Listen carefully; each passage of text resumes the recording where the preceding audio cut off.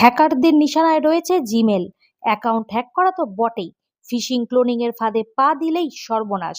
মুহূর্তে যাবতীয় তথ্য হাতিয়ে গ্রাহককে সর্বশান্ত করবে সাইবার অপরাধীরা।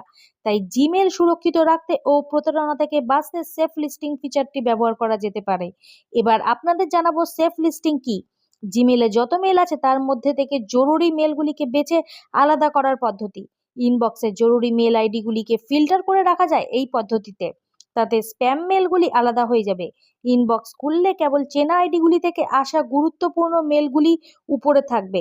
অজানা আইডি থেকে আসা মেল, স্প্যাম মেল অথবা ম্যালওয়্যার আছে এমন মেলগুলিকে ফিল্টার করে আটকে দেওয়া হবে। জিমেলের মাধ্যমে সাইবার প্রতারণা বেড়ে গিয়েছে। অজানা লিঙ্ক থেকে আসা মেলে ক্লিক করে ফেললেই ডিভাইসে ইনস্টল হয়ে যাচ্ছে ম্যালওয়্যার, আর গোটা ডিভাইসটি নিয়ন্ত্রণে চলে যাচ্ছে হ্যাকারদের হাতে।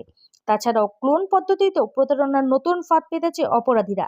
এতে গুগলের অফিসিয়াল ইমেল ক্লোন করে সেখান থেকে গ্রাহকদের বার্তা পাঠাচ্ছে সাইবার অপরাধীরা। সেখানে থাকছে একটি লিঙ্ক। এতে সন্দেহ তৈরি না হওয়ায় অধিকাংশ ক্ষেত্রে এই লিঙ্কটিতে ক্লিক করছেন গ্রাহকেরা। এভাবেই হ্যাকারদের ফাঁদে পড়ছেন তারা। এইসব থেকে বাঁচার উপায় হতে পারে সেফ লিস্টিং। কিন্তু কিভাবে এই ফিচারটি ব্যবহার করবেন পরবর্তীতে জানাবো আমরা। সঙ্গে থাকুন, দেখতে থাকুন এ মাইন্ড অফ স্টোরি।